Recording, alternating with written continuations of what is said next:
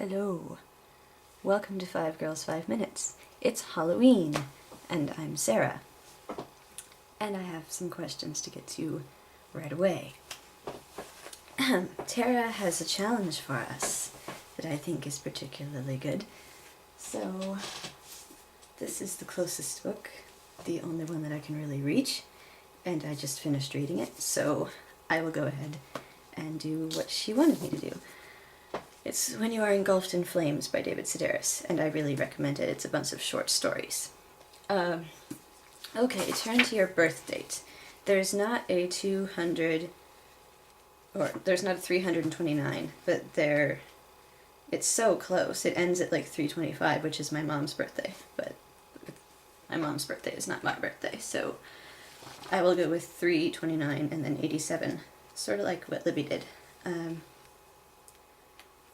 So it actually starts on page 3.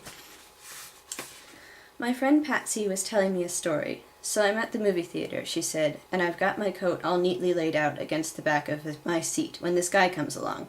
And here I stop her, because I've always wondered about this coat business.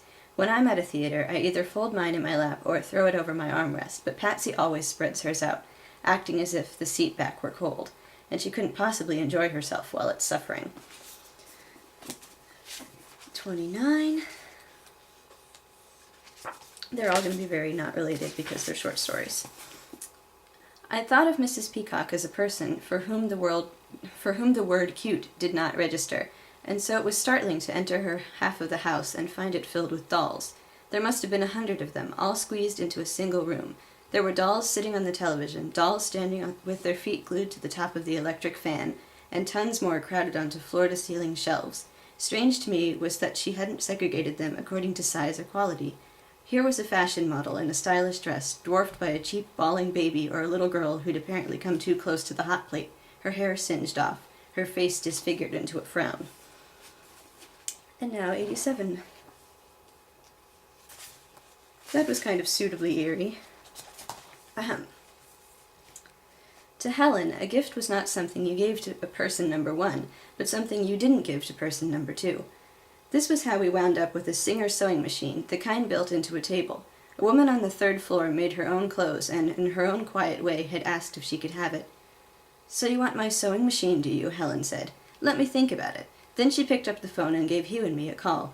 "I got something for you," she told us. "The only deal is that you can't give it to nobody else, especially nobody who lives in this building on the 3rd floor.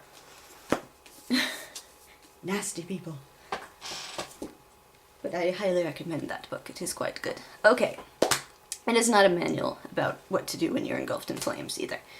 Do I like wigs?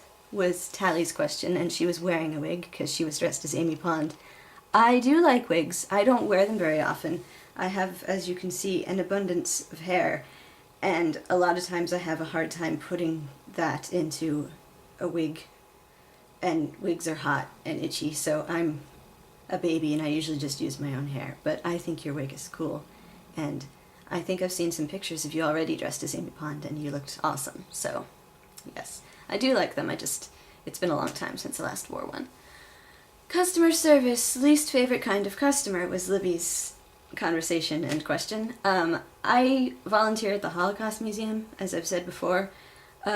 Usually the customers that bother me are the ones who, well, there are a lot of people who ask where the main exhibit starts, and so I point them to the elevators because it starts in the elevators. They take you up to the beginning. So I point out the elevators and I say that's where it starts, and then people go past the elevators back to the front door, and it looks like they're gonna leave, and like they get lost, but I point very clearly in the direction. So that bothers me. Like, people don't always listen. You direct them somewhere and it's like they can't find it, even though you've pointed directly at it and you've explained what it looks like and what it is. So that bothers me. People who don't listen in my job. And so yesterday I went to a Halloween parade, and there were lots of children, and there are pictures, or there will be pictures, on Facebook. So if you're friends with me on Facebook, and you should be friends with me on Facebook, girls, you can see them, and you can see pictures of me in my costume. I was like this, except I was wearing all white and being a ghost. My camera's moving. But I decided I didn't want to wear the dress again, especially because we don't get that many trick-or-treaters, and it would be kind of a pain to be sitting around in a costume all day.